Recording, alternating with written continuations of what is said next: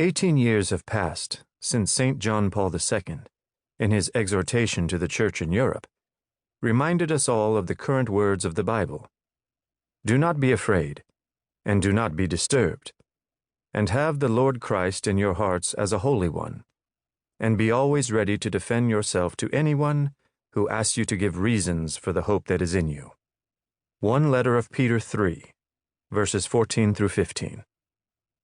The Greek word for defense here by the apostle is apology.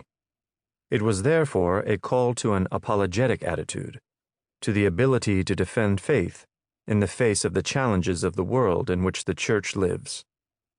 These challenges were not lacking in the days of the apostles, and they are not lacking today.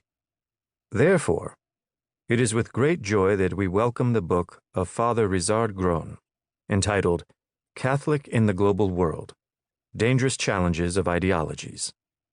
It is an apologetic book, thus helping today's Christian to defend his faith. We need a good and effective defense against alternative propositions to the gospel. Some of the propositions discussed in the book go back several centuries, such as the Masonic movement. Others appeared later in history, such as the New Age. This movement even had a Vatican document dedicated to it. An even more recent phenomenon of ecology is so ideologized that it begins to take on almost religious features.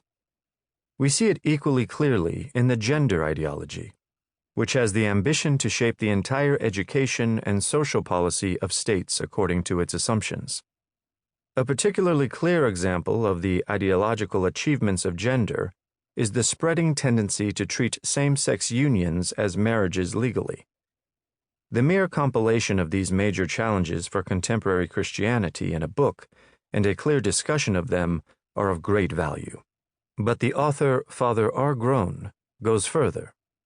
It shows that our attitude is not only a reaction to alternative visions of the world, rather, it is reaching out, clearly showing each time why the gospel is a much better proposal, better for the world, for society, for every human being. A truly Christian apology is not a call to ideological warfare. It is always connected with the hope that our opponents, when faced with a rational argument, will notice their error, accept God's truth, and that their energies and enthusiasm for life will begin to direct towards what really serves man. In the book, Catholic in the Global World: Dangerous Challenges of Ideologies, let us therefore pay particular attention to the epilogue of the chapter on the Masonic movement. We read there that St. Father Maximilian M. Kolbe, in the face of the particularly aggressive actions of the Freemasons in Rome in 1917, called for prayer.